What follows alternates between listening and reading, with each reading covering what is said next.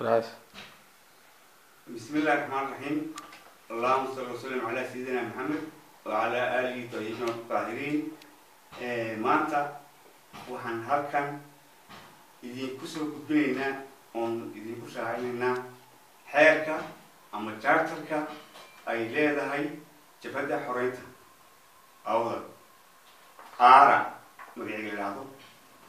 Awdal Regional Administration Army xeerkeygii iyo charterkeygii. waxaan marka hore mahad usoo jeedinaynaa dadkii nagala soo taliyey, dadkii noo keenay calaamadaha, dadkii isku hawlayay sidii ay wax loogu soo kordhin lahaayeen. waxaan u sheegayaa dadkaas anoo mahadnaqaya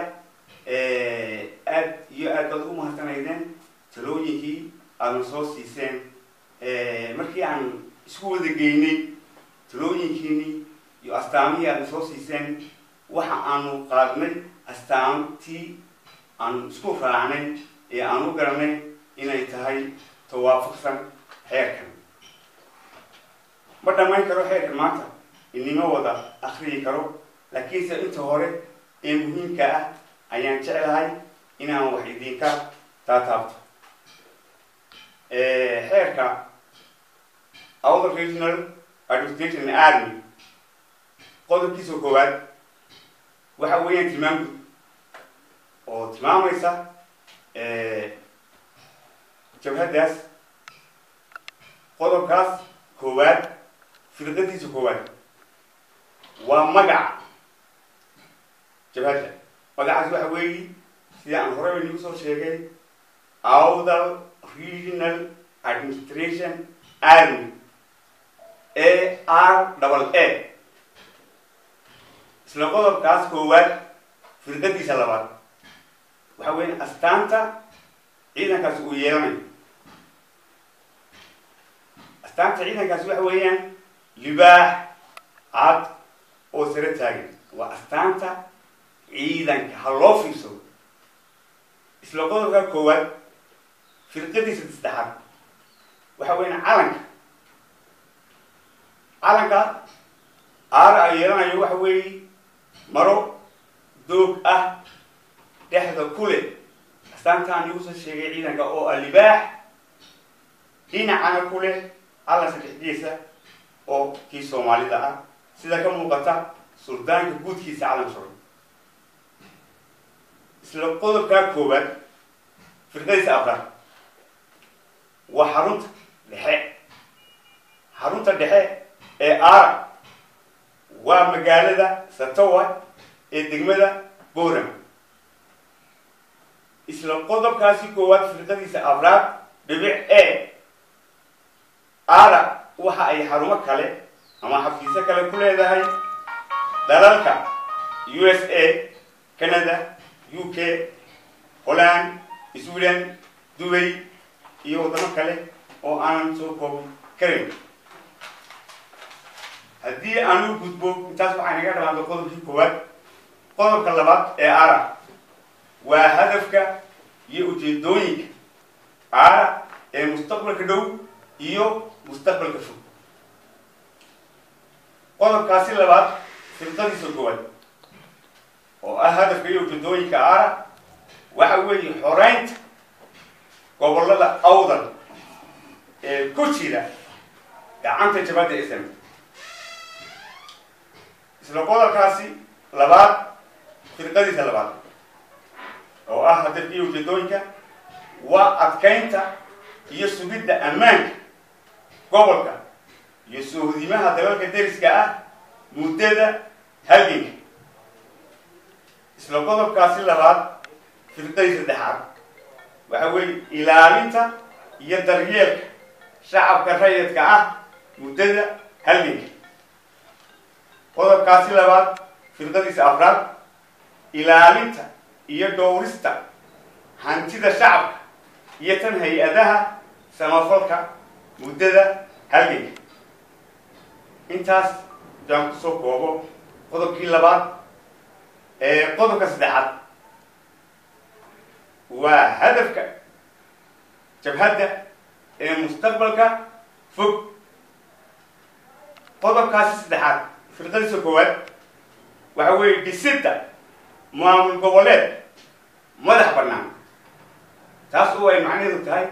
معامل قبلات مدح برنامج اسمه كيسة مدح برنامج دكالي ومدح بنان خيرات كيسة أعطيت هاي خيرات كروكا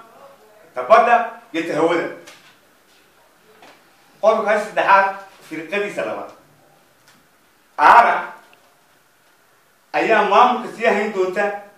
مدو صدم بيلوتا أنا أيام مام كسيه هندوتا مدو صدم بيلوتا قالوا هاي الصدحات في القدس سلامات وديارت مدرسة سنة ديارتها دستور حكومة أو دمستران كنا ديسن أفكار ديمقراطية النظام كا أحسابته بلان سلوكه كاس دحات في القدس أفراد وديارتها دورشوين مدح برنامج وعدالة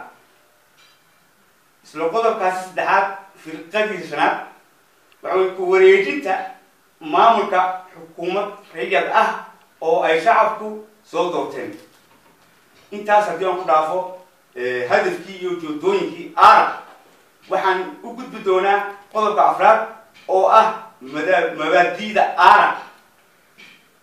qodobkaasi afraad firqadiisa koowaad waxay aaminsan tahay kuna dhaqmaysaa shuruucda iyo qawaaniinta caalamiga قضب كاسي أفراد في القدس اللبان waxay aaminsan tahay kuna dhaqmaysaa xorriyadda talawadaagga iyo ra'yi isweydaarsiga qodobkaasi afraad firqadiisa saddexaad waxay ka madax bannaan tahay qabyaalad midabtakoor iyo cunsurinimo ama xanjarnimo diineed qodobkaasi afraad firqadiisa afraad waxay adkaynaysaa xidhiidhka iyo wada shaqaynta ururada samafalka kuwa wadaniga iyo kuwa caalamiga isla qodobkaasi afraad firqadii shanaad waxay adkaynaysaa oo ay ilaalinaysaa isla markaana wanaajinaysaa xidhiidhka dalalka deriska gaar ahaan kuwa ay naga dhexeeyaan danaha lagama guuraanka shacabka iyagu ku badan yihiin haddii aanu gudbo qodobka shanaad waa hoggaanka guud ee qodobka shanaad firqadiisa koowaad waxay yeelanaysaa golo dhexe oo ka kooban 180 xubnood oo dalka gudihiisa iyo dibaddiisaba qodobkaasi shanaad firqadiisa labaad waxay yeelanaysaa golaha dhexe waa hoggaanka udubdhexaadka u qodobkaasi shanaad firqadiisa saddexaad golaha dhexe waa golaha xeerdejinta qodobkaasi shanaad firqadiisa afraad golaha dhexe wuxuu qeexayaa siyaasadda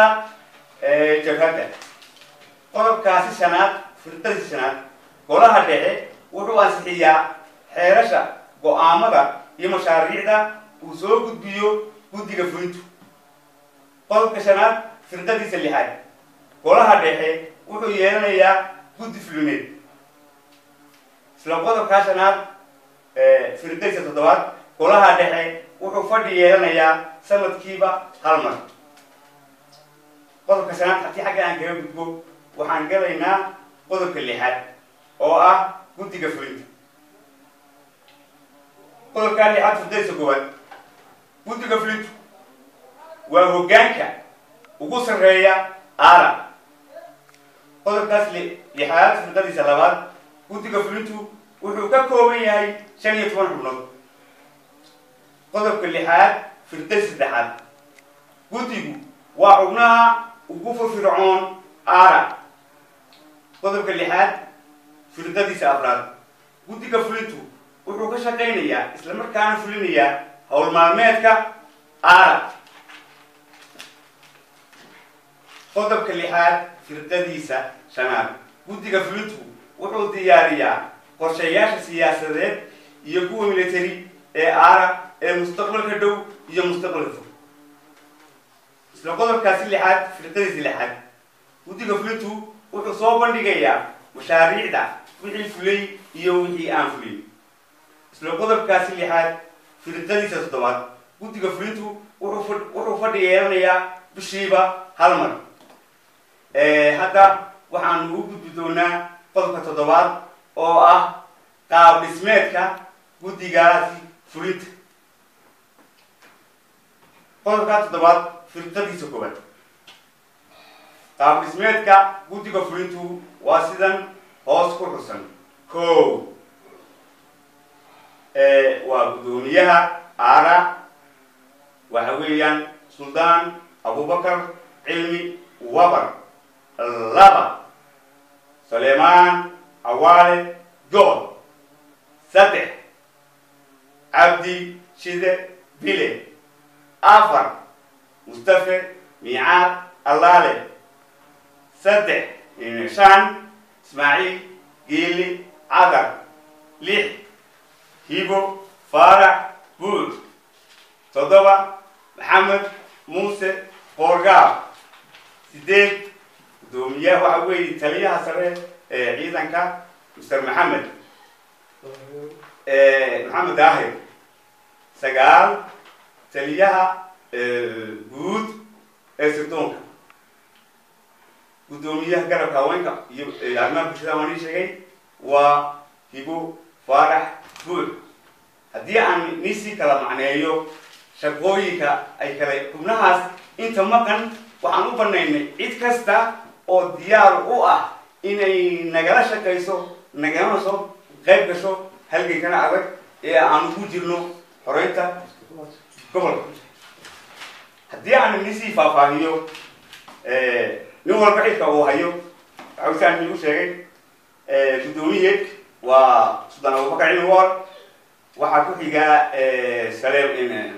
saleebaan cawaale good isla markaana ah afhayeenka aara ninka saddexaad wuxuu noqonayaa xogeyaha fulinta oo ismaaciil geeli cadar guddoomiyaha xidhiidhka arrimaha gudaha oo ah cabdishide buux cabdishide bile guddoomiyaha xidhiidhka arrimaha dibadda yarkii yusuf soo noqdo guddoomiyaha dhaqaalaha guddiga dhaqaalaha waa mustafe miicad allaale taliyaha guud ee ciidanka maxamed daahir talan taliyaha amniga ama sirdoonka maxamed muuse qorgaab guddoomiyaha garabka haweenka iyo arrimaha bulshada waa hibo faarax buud wixii intaa noo hadhay oo ah lix xubnood gacmo furan malayna cid kasta oo diyaar u ah inay naga soo qayb gasho halgankaas xaggan kuma soo koobi karo xeerka aara oo dhamaystiran waxay naga qaadan doonaa dee maalin ay noqonaysaa balse maanta waxaan inii soo gudbiyey qodobadii ugu horreeyey oo ahayd intii muhiimka ahayd ee lagama maarmaanka ahayd waxaan ini leeyahay ahlan wasahlan gacmo furan